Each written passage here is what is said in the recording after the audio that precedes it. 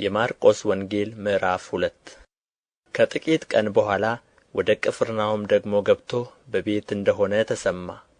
በደጅ ያለው ስፍራም እስኪጠባቸው ድረስ ብዙ ሰዎች ተሰበሰቡ። ቃሉንም ይነግራቸው ነበር። 4 ሰዎችም የተሸከሙትን ሽባ አመጡለት። ስለ ሕዝቡም ብዛት ወደ እርሱ ማቅረብ ቢያቅታቸው እርሱ ያለበትን የቤቱን ጣራ አነሡ።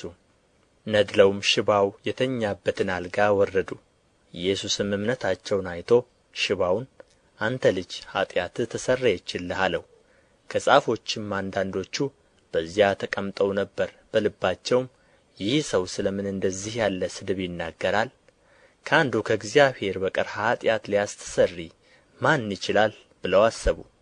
ወዲያውም ኢየሱስ በልባቸው እንዲህ እንዳሰቡ በመንፈስ አውቆ እንዲህ አላቸው፣ በልባችሁ ይህን ስለ ምን ታስባላችሁ?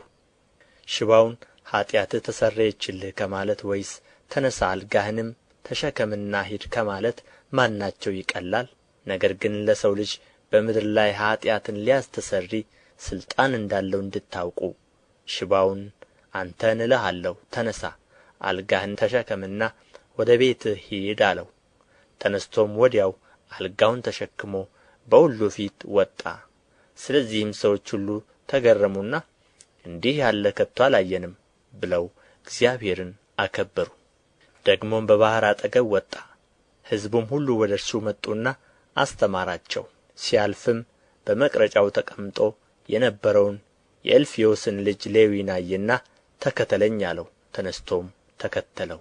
በቤቱም በማዕድ ተቀምጦ ሳለ ብዙ ቀራጮችና ኃጢአተኞች ከኢየሱስና ከደቀ መዛሙርቱ ጋር ተቀመጡ። ብዙ ነበሩ፣ ይከተሉትም ነበር።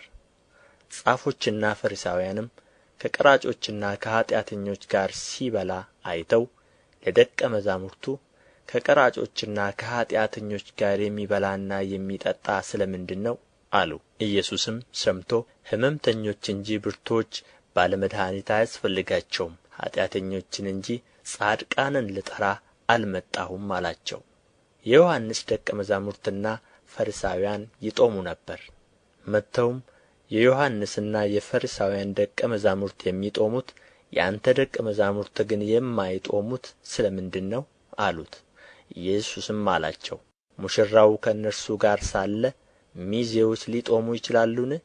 ሙሽራው ከእነርሱ ጋር ሳለ ሊጦሙ አይችሉም። ነገር ግን ሙሽራው ከእነርሱ የሚወሰድበት ወራት ይመጣል፣ በዚያ ወራትም ይጦማሉ። ባረጀ ልብስ አዲስ እራፊ የሚጥፍ የለም። ቢደረግ ግን አዲሱ መጣፊያ አሮጌውን ይቦጫጭቀዋል፣ መቀደዱም የባሰ ይሆናል። ባረጀ አቁማዳም አዲስ የወይን ጠጅ የሚያኖር የለም። ቢደረግ ግን የወይን ጠጁ አቁማዳውን ያፈነዳል፣ የወይኑም ጠጅ ይፈሳል፣ አቁማዳውም ይጠፋል። አዲሱን የወይን ጠጅ ግን በአዲሱ አቁማዳ ያኖራሉ። በሰንበትም በእርሻ መካከል ሲያልፍ ደቀ መዛሙርቱ እየሄዱ እሸት ይቀጥፉ ጀመር። ፈሪሳውያንም እነሆ በሰንበት ያልተፈቀደውን ስለ ምን ያደርጋሉ አሉት።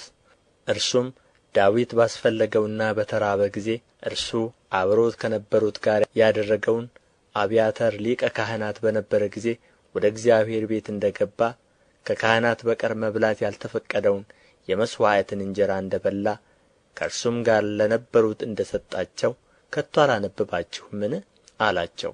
ደግሞ ሰንበት ስለ ሰው ተፈጥሮአል እንጂ ሰው ስለ ሰንበት አልተፈጠረም፣ እንዲሁም የሰው ልጅ ለሰንበት እንኳ ጌታዋ ነው አላቸው። የማርቆስ ወንጌል ምዕራፍ 3 ደግሞም ወደ ምኵራብ ገባ።